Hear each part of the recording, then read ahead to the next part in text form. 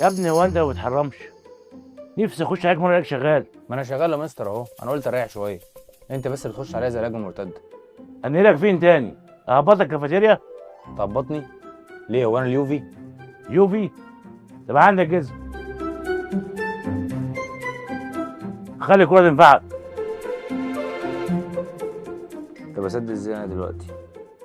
الديون اللي عليا. لا حول ولا قوة الا بالله. ايه اللي حصل؟ يا استاذ والله يا باشا دي ولا كتف قانوني، كتفها يا كابتن. ده ولا انذار. انذار؟ اقول لك تعال نرجع للفار. فار يا كابتن، فار ايه؟ هو انت اللي مخبوط ولا هو؟ ايه ده؟ الجينيوس بتاع التحليل؟ اه بس انا الجينيوس الحقيقي.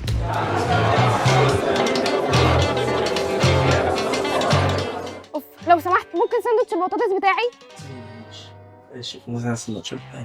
شوف هو شيف يوم هتشتري السندوتش بتاع دلوقتي. وده ليه بقى ان شاء الله؟ شيف لاني هطير الباكات سوا وهسقط واحد كريب بطاطس من نص الملعب هيغطي ورا. سندوتش البطاطس ده بتاعي يا شيخ. ايوه انا عارف، ولو كترت هضطر ان انا ارجع ال 11 سندوتش ورا على الجري اللي زي سيميوني وكده مفيش حد منهم. الذي يتعادل في المباراة الأولى أمام روح لا يا أخي حرام عليك. نيمار كاد يسعى للنار. ايه يا ابني اخلص، عايزين نلحق حفلة من 6 ل 9. طيب خلاص بلبس كوتشي ونازل لك.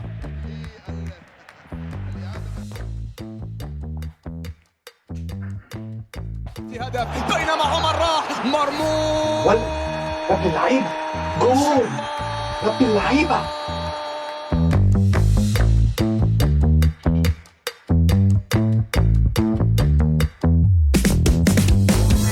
يا عم انت مش هتبطل شغل لعيبه شمال افريقيا ده؟ انا هفرجك على ماتش سانتوس وفلامينجو. يا عم ماتش ايه؟ انا عايز اتفرج على تمثيل. يا عم نيمار هيلعب، تعالى بس. بص بقى يا باشا، عادك قاعده من اللي قلبك يحبها مع ناس بسيطه بس معجونه كوره، ماتشات، تحليل، تحديات، تحفيل، كل حاجه، انما ايه؟